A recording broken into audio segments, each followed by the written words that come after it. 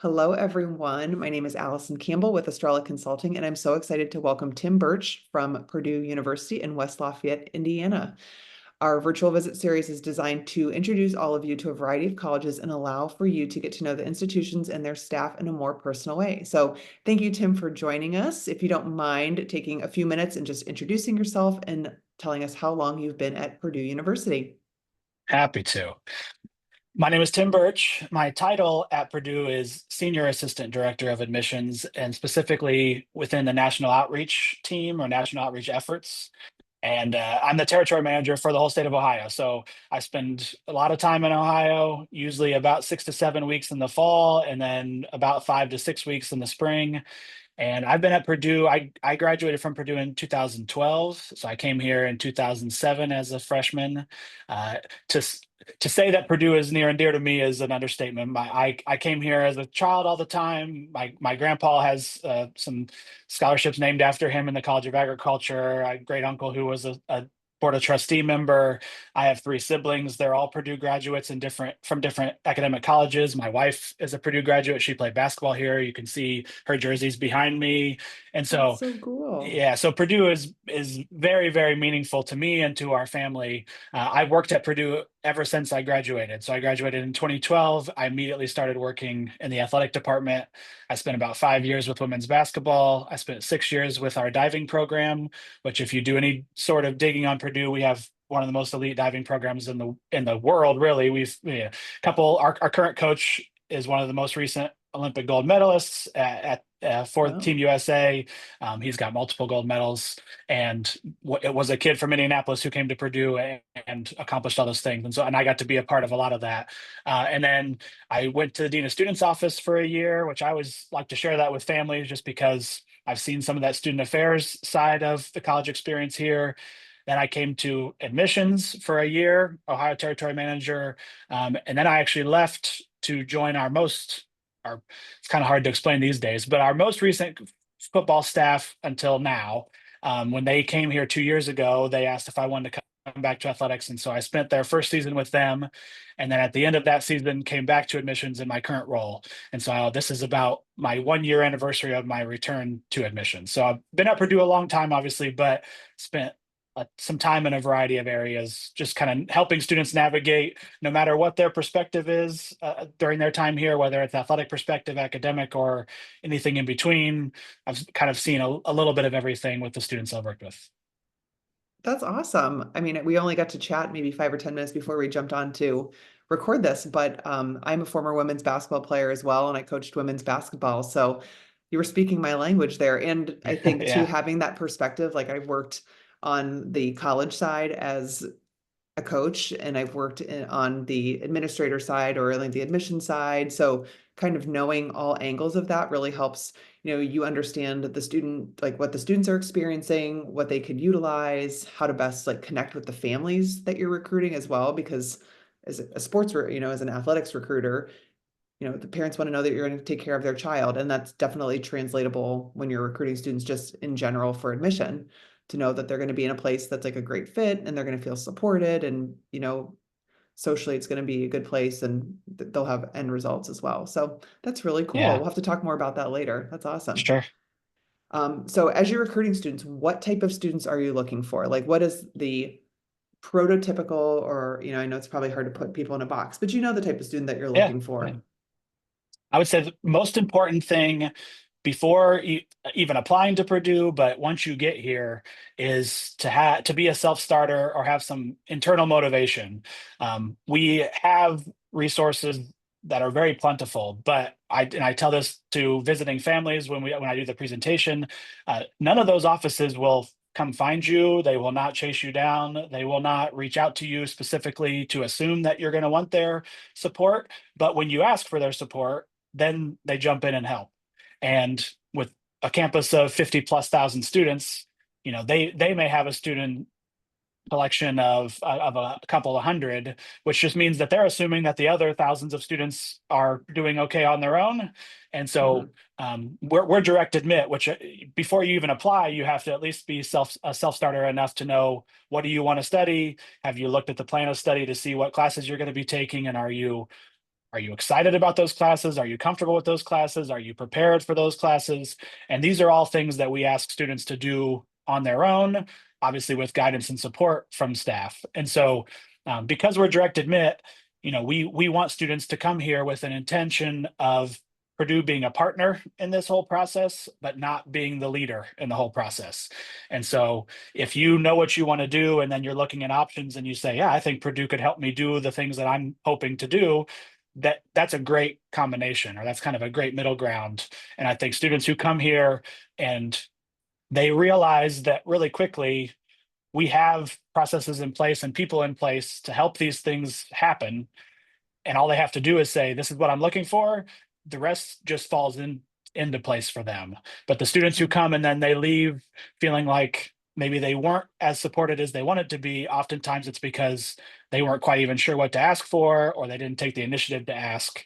And so the students who, when I'm out and about, they step right up to the table. They have a list of, here are the things that matter to me. Here are the things that I want out of Purdue.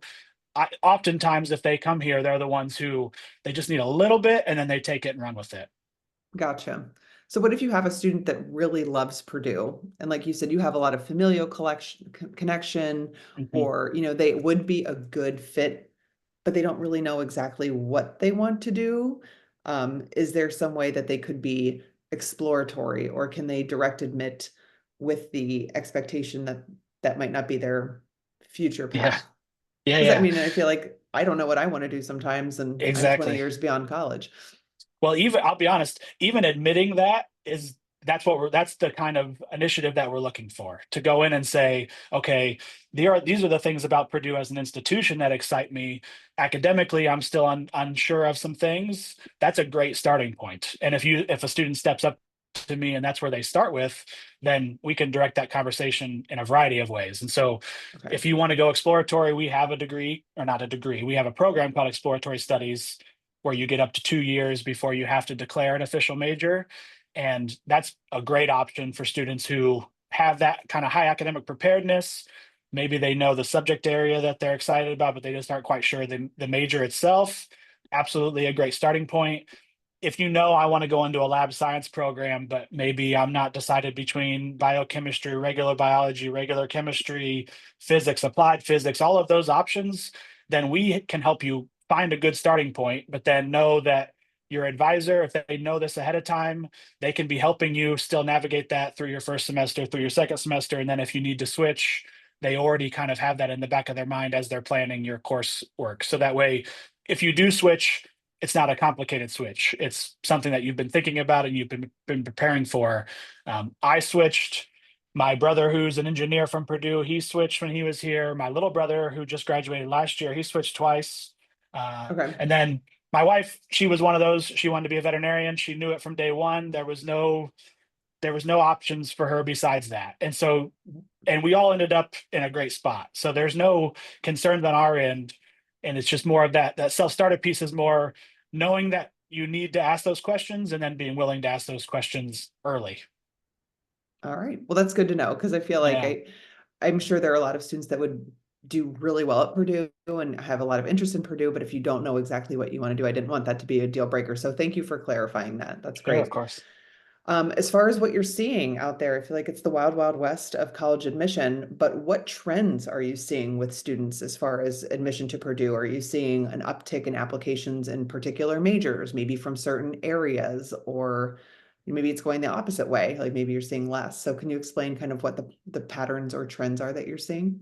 Yeah, we everything right now is an uptick for us, and so that's great. It's a great thing um, as we're in the recruitment phase. But then it can be a frustrating. We have our early action decisions going out middle of next week, and so we just know that that's going to mean more students are probably not going to hear the answer that they're hoping to hear. And so I think the key for us right now is that as we see increased interest in Purdue in general, that we spend more times kind of highlighting programs that maybe students aren't aware of, or maybe they aren't quite sure that it would be a good fit, and maybe they consider putting those as alternative options rather than. I mean, our biggest ones are engineering, because we just do a first year engineering admission program, and so students maybe they're coming here for one specific type of engineering, but when they're coming in as a freshman, they're all being evaluated for that first year program together. And Okay. so that number is extremely high. And then computer science, obviously a very popular field culturally right now, and it's very Mhm. popular at Purdue. Now we have a lot of programs that have a programming or development angle, but they aren't general computer science. And those students who maybe want to do UX design or game animation or audio animation and visual effects, and that's what they want to do, but they just apply straight computer science because that's what they know. Then they're in that large pool of applicants, whereas maybe there's some opportunities for them to specify a little bit on the front end and then increase their chances of getting here. And so trends that I see on our end are just making sure that we do more counseling now than we probably anticipated doing, because we have a lot of students who would be great fits, kind of as you mentioned, but they just aren't quite sure if there's one major that fits them more than the other, and how can we help them find that before they apply and just Okay. go straight engineering or just go straight to computer science. So say, Tim, if you're on the road and you meet an Ohio student and you absolutely love them and you've had great correspondence with them and you think they'd be a good fit, but then they maybe apply for a major that is super competitive, or maybe, the spots are full.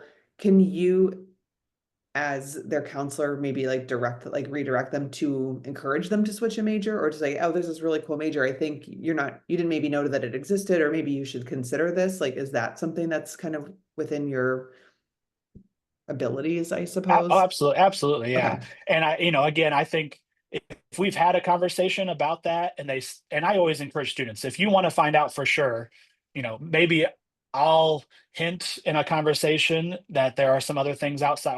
I always pick on computer science just because. But I'll say maybe you want to find out for sure if you were going to get an offer from Purdue computer science or not. Always encourage students to go for it. I will never say don't try, and I'll never say don't find out for sure. Now, you can apply for an alternative choice the very first time you submit an application, which I encourage students to do. But then I'll let them know, if you don't get the answer you're looking for computer science in this case, then we allow you to appeal to be reconsidered in the spring for something else. And Okay. so just always knowing that before the admission cycle at Purdue closes, you can be considered for 3 majors, and you get to Okay. prioritize 2, and then you get that third as an appeal option in the springtime. Okay. So you can appeal major decisions during the Yeah, so you application can process. appeal your original decision. So let's just say you don't agree with us, you can appeal that decision. Let's just say that again, changed your mind about maybe what you want to be considered for, then you can just appeal with the exact same application information that you submitted in the fall, but just now as a candidate for a different major. And then you can also add fall course grades and then appeal with a little bit of new information, which sometimes can Okay. be helpful. Yeah. So say if you had someone who had applied to like direct admit nursing, but they got denied from nursing, but then maybe they really wanted Purdue and reapplied as like a pre-health science or Mhm. biology or something like that, they could do that. Cool. Absolutely. I've actually never Yeah. had anybody mention that before. Speaking of majors, and you've talked a little bit about what your highlight majors or your premier programs are. What are some majors that you feel like are kind of flying under the radar? Maybe they're niche majors that only Purdue has, or things that are really trending that people don't know Sure. about. I would say a lot of majors that are in our College of Agriculture, I mean, they're world-renowned majors. I don't even know that most students know that those professions exist or know that there is a major specifically for the one that I think is probably the most fun to research is food science. And that's, That's people cool. maybe step up and ask about culinary, which we don't have a culinary program, but food science is obviously the creation of food product, and that can be anything from studying individual ingredients all the way up to helping create food products for specific dietary restrictions, and there's a true science to all of that. And our program is one of the top in the country, if not the world, for that.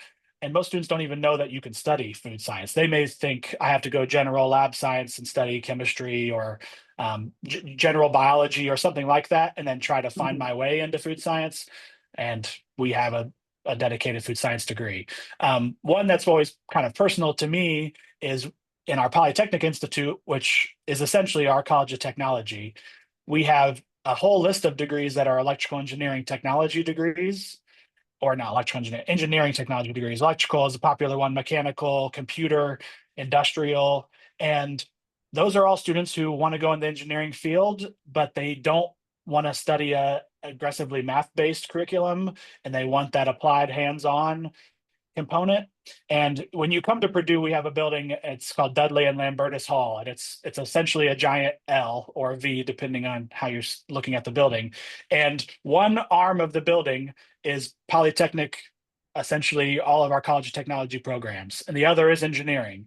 And the first floor is they both programs have scale labs. So there are these two-story labs where you can go in and you can build things to scale. And usually students who look at those, they assume those are both engineering based laboratories. And one of them is specifically for those engineering technology majors where students want to go in and they actually want to be building things as early as and often as possible. And they assume the only way to do that here is through the engineering department. And the engineering technology degrees are really, really incredible at offering that same engineering end goal, but just the curriculum is more geared towards people who want to focus on just tinkering and building from day one, Gotcha. rather than kind of building towards that after they get through all that theoretical stuff. And so I would say those two. And then I always, we have an HTM program that is just has yielded incredible results. Partner with Marriott Hotels, and they have kind of a demo hotel, a demo restaurant, all of that here on campus. Our veterinary program is incredibly highly regarded, and our pre-vet program and animal sciences and all of those really Awesome. build great into that.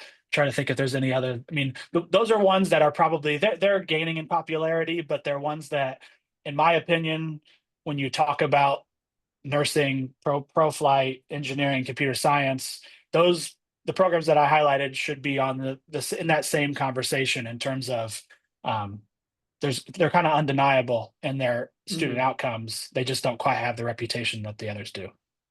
That's awesome. That's great to know. I did a visit last summer to Penn State, and they said the same thing. Like their College of Ag is huge. It's like there's so many like things that people don't even know that exist. Like they think agriculture, they think farming. Like that's like the immediate Mhm. connection, but there's so many cool things. So I appreciate you bringing that up. And we can talk a little bit about what we were discussing prior to recording this call, but just like the location. So I'm sure Yeah. that the College of Ag being a more rural campus in general, like that allows that type of major to be very successful because you have the space versus, an urban campus or one that's landlocked. So can you talk a little bit about West Lafayette and the location of Purdue? Yeah. I but what I love about West Lafayette is how you view it depends heavily on which direction you enter from. So if you enter from the south side of town, you're going to essentially come off the interstate, and you're going to see a kind of it. You're going to see it in the distance, and it'll look kind of impressive as you get closer and closer. It sits up on a hill as you come into town, so you'll see the press box from the football stadium, and you'll see the scoreboard and all that. And then as you get in, it kind of overwhelms you as you pull into campus. But then if you come from the west side of campus, you will literally not see campus until you're in it, and all you'll see is agriculture, farm fields, small little towns and communities. And then if you're coming from the north side of campus, you'll get a very similar view that you get from the west side. And then if you're coming from the east side, you're going to go straight through Lafayette, and so you're going to get a small industrial, and small is relevant obviously, but you're going to get an Mhm. industrial Midwest working town, and you're going to get to then drive through downtown Lafayette, and then you cross the river, and now you're in to West Lafayette and Purdue. And so it's just interesting because as students arrive from campus, when I ask them where they came from, I always get that, yeah, I saw nothing. And then all of a sudden it was just like, wow, here it is. And then if you're coming from Indianapolis and the airport, then it's going to say, yeah, I saw all the cities building up. I saw the interstate, and then I was there. And then if you come from the Lafayette side, they always ask, so is that part of campus? Is that not a part of campus? And so I get to explain a little bit of everything depending on where students came in from. What I love about West Lafayette and Purdue is it is your prototypical college town, and the the stat that I like to share is we have right now about, you could say, about 55,000 students physically on campus. And the town of West Lafayette has 46,000 permanent residents. So we are outnumbered by the students by about 10,000. I've been on in West Lafayette since '07, and everybody who works here, for the most part, we drive into campus every day. We do everything that we can to help make this a great experience for the students. At 5-ish o'clock, we leave, we go home, we let campus be run and managed by the students for the most part. And everything that the local economy and everything that the local community does is centered around the student. And so if you go to campuses where you're competing for space and you're competing for resources and you're competing for attention, you might at times just feel like you're just one more student in a huge conglomeration, and a huge collection of individuals and people. Here, you'll feel very much like you are a part of West Lafayette, you are a part of Lafayette, you're a part of Mhm. Purdue, and we don't exist, and this doesn't exist without the students. And I know I felt that the second I got here in '07. I know that students who've come here, they feel that right away, as you get everything that you'd expect from a large Big Ten institution, but it's delivered in that small college Midwest kind of humble way. And Mhm. I love that combination for students. Yeah, yeah. And I think from some of the feedback that I've received from my own students or like through reading the FISC guide, you do get that same sense. Like there is just, I have students that will come to me and say, like, I want Big Ten football. Okay, but do you want Big Ten football in an urban environment, like, like Columbus and Ohio State, or do you Sure. want it in like a small town or like a college town or things like that? And one thing that I always notice about Purdue is they always talk about the sense of like tradition and pride at Purdue. So there's like these traditions with the walkways and there's traditions through like certain days of the year. And I'm like, that's really cool. And the students are very prideful about telling you like how much that means to them. So I think again, sometimes when you're at larger universities, things get swallowed up in the hustle and bustle. But when you've got 55,000 students that are really looking forward to like this one night on campus or this particular tradition, like that's really it's like a humongous memory of the college experience versus if you're at a school where you're just like a number and everybody's like Yeah. going their own separate way to do their own separate thing. There isn't that cohesiveness. So I appreciate you mentioning that.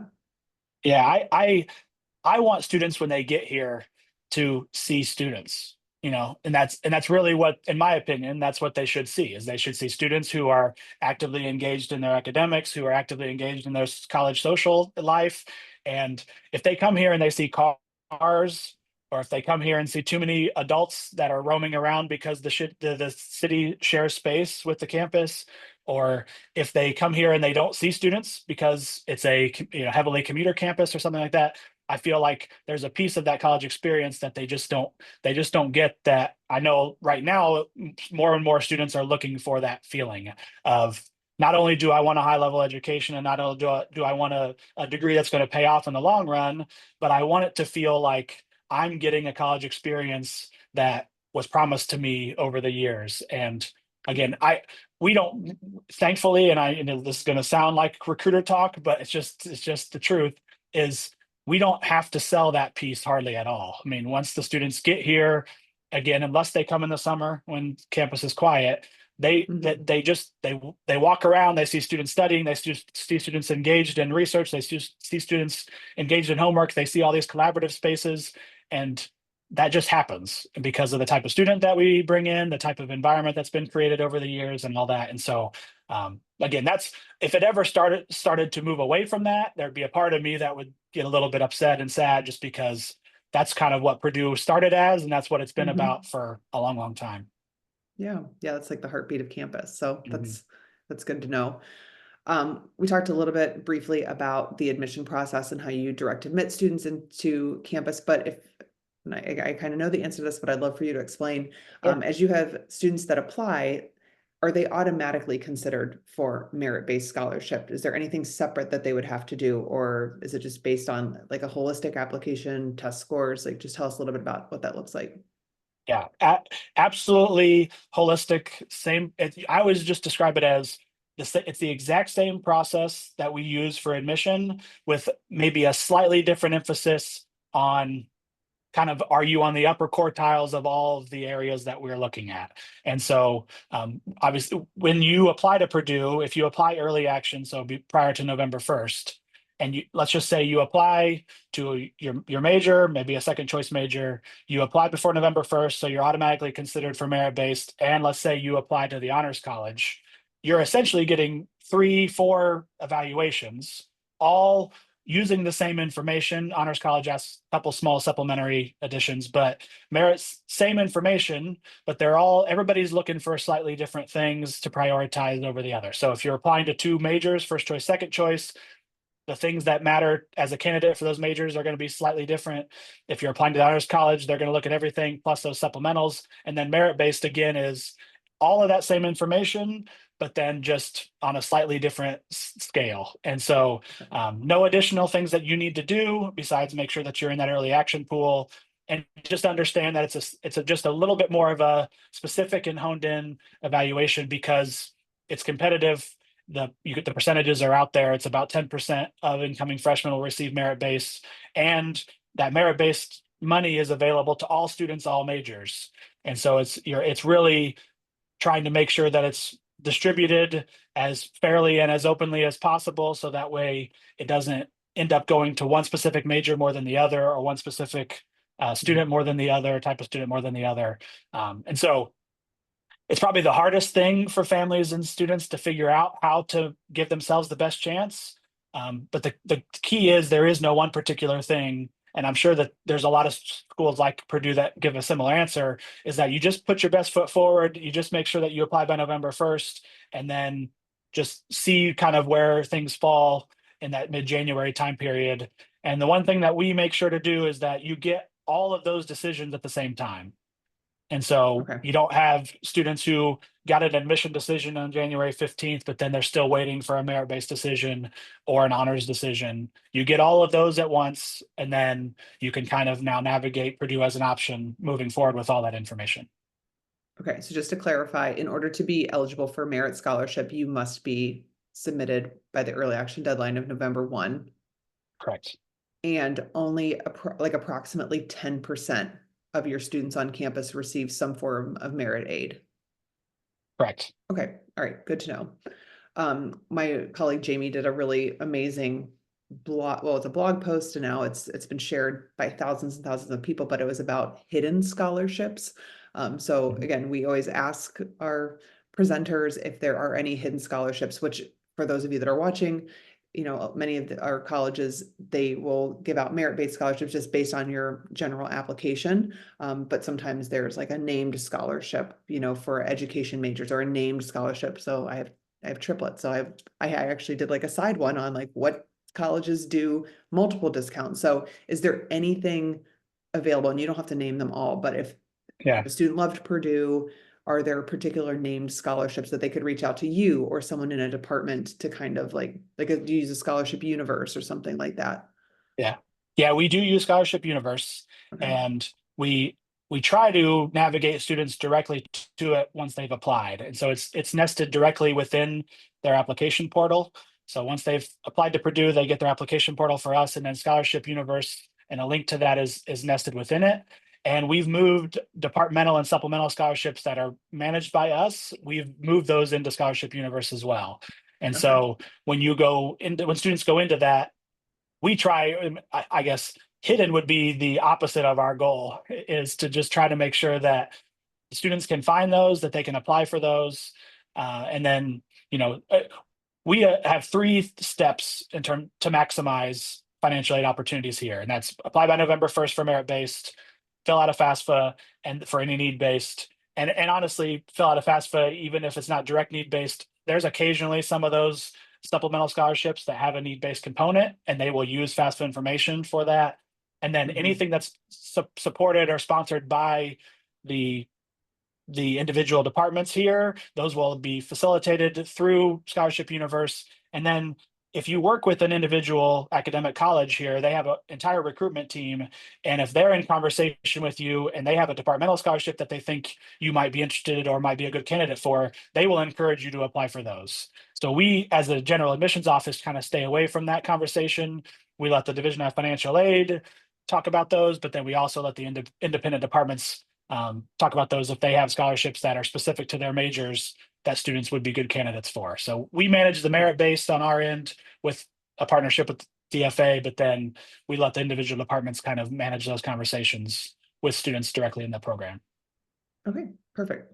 Thank you Yeah, for clarifying that. sure. Okay, we're about out of time, so I want to wrap it up with one more thing. And I'm excited to hear your answer because now that I know that you're into athletics and that you've been at Purdue for such a long time and have such an investment, I feel like this is going to be a good one. But who would Okay. you say is Purdue's most interesting alumnus? I mean, me personally, or I mean, Neil Armstrong's by far he's kind of the centerpiece. First Okay, person on the moon, first man on the moon. Um, Gus Grissom, who was the first, I think, second astronaut in orbit. I'm going to get fact checked on that, but okay.